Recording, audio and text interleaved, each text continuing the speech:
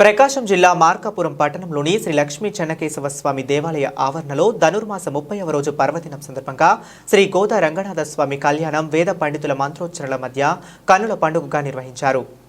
శ్రీ గోదా రంగనాయక స్వామి కళ్యాణం పురస్కరించుకుని శ్రీ లక్ష్మీ చెన్నకేశవ స్వామి దేవాలయంలోని ఉత్సవ విగ్రహాలకు ఆలయ ప్రాంగణంలోనికి తీసుకువచ్చి శాస్త్రోక్తంగా వేద పండితులు శ్రీపతి అప్పణాచార్యులు, నంద్యాల రంగాచార్యులు, సోమయాజుల మల్లికార్జున శర్మ గోదా రంగనాథ కళ్యాణం భోగి మహోత్సవం సందర్భంగా సాంప్రదాయబద్ధంగా నిర్వహించారు.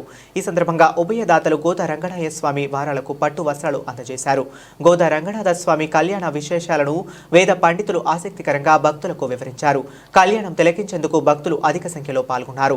ఈ కార్యక్రమంలో రథసప్తమి ఆలయ కమిటీ సభ్యులు, ఆలయ సిబ్బంది, చెన్నకేశవ స్వామి వికాస తరంగిణి మహిళా భక్తులు తదితరులు పాల్గొన్నారు. గోదా కళ్యాణంలో భక్తులకు కళ్యాణ విశిష్టతను వివరిస్తూ శ్రీ విల్లి పుత్తూరులోని విష్ణు చిత్తుడనే ఆళ్వారుకు తులసీవనంలో పసిపాపగా దొరికిన గోదాదేవి సాక్షాత్తు ఆ భూదేవి అవతారమని ప్రసక్తి అని, చిన్న వయసు నుంచే శ్రీకృష్ణుని తన భర్తగా భావిస్తూ ఆయన కోసం అల్లిన పూలమాలలను ముందుగా తాను ధరించేదట.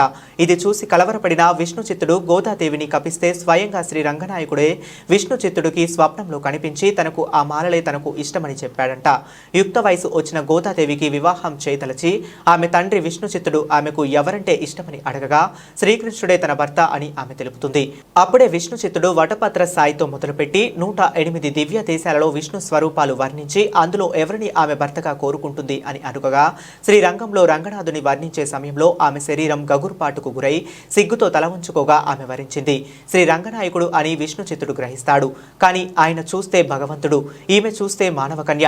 ఈ వివాహం ఎలా జరుగుతుందా అన్న ఆందోళనతో నిద్రిస్తున్న విష్ణు చిత్తునికి కలలో శ్రీ రంగనాయకుడు కనిపిస్తాడు. కళ్యాణానికి శ్రీ రంగానికి ఆహ్వానించిన రంగనాథుడు విష్ణు చిత్తునికి కలలో కనిపించిన రంగనాథుడు విష్ణు చిత్తుడు గోదాదేవిని తీసుకుని మేళ తాళాలతో శ్రీరంగం వస్తే సాక్షాత్తు పాండ్య మహారాజు ఛత్రధ్వజ చమరాదులతో రత్నాదులచే అలంకరించబడిన దంతపు పల్లకిలో స్వాగతిస్తాడని, అక్కడే తాను గోదాదేవిని వివాహం చేసుకుంటానని చెబుతాడు. విష్ణు చిత్తుడు కలలో రంగనాయకుడు చెప్పినట్లుగా గోదాదేవిని విల్లిపుత్తూరులోని ప్రజలను తీసుకుని శ్రీరంగానికి బయలుదేరతాడు. పెళ్లి కూతురుగా అంతరాలయంలో ప్రవేశించిన గోదాదేవి అందరూ చూస్తుండగా ఆ రంగనాయకునితో ఐక్యమైపోతుంది. ఇదంతా మకర సంక్రాంతికి ముందు రోజైన భోగి నాడు జరిగింది. ఈ సందర్భాన్ని పురస్కరించుకుని ప్రతి వైష్ణవాలయంలో భోగి రోజు గోదాదేవికి ఆ రంగనాథునితో వైభవంగా కళ్యాణం జరుపుతారు.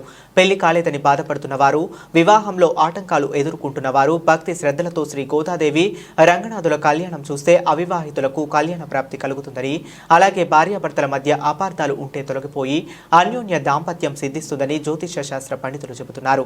ఈ భోగి పండుగ రోజు మనం కూడా శ్రీ గోదానాథుల కళ్యాణంలో పాల్గొందాం, సకల శుభాలను పొందుతాం. శ్రీ గోదా రంగనాయక స్వామియే నమః.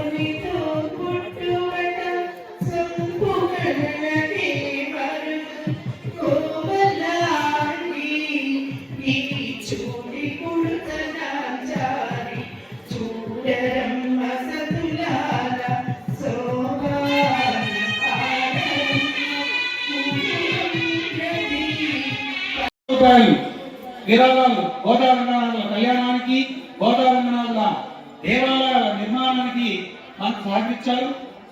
దాంట్లో ప్రత్యేకంగా మనకు రాచముడుగు మల్లికార్జునరావు గారి ధర్మపత్ని హైమూతమ్మ గారు ఇప్పటికీ మనకు 18 లక్షల రూపాయల విరాళంగా మనకు ఆమె ఇచ్చి ఆమె దాతృత్వాన్ని ప్రకటించారు. ఇంకా ఆమె దాతృత్వాన్ని చాటుకుంటూనే ఉన్నారు. ఆమె ఈసారి కళ్యాణానికి మళ్ళా దాన్ని కొంచెం మొత్తం పైకం పెంచి మీకు పూర్తిగా ఆ విషయాన్ని తెలియపరుస్తాం. తర్వాత మనకు గొట్ల రాంబాబు గారు, నాగవిద్య గారు వారి బహుమతి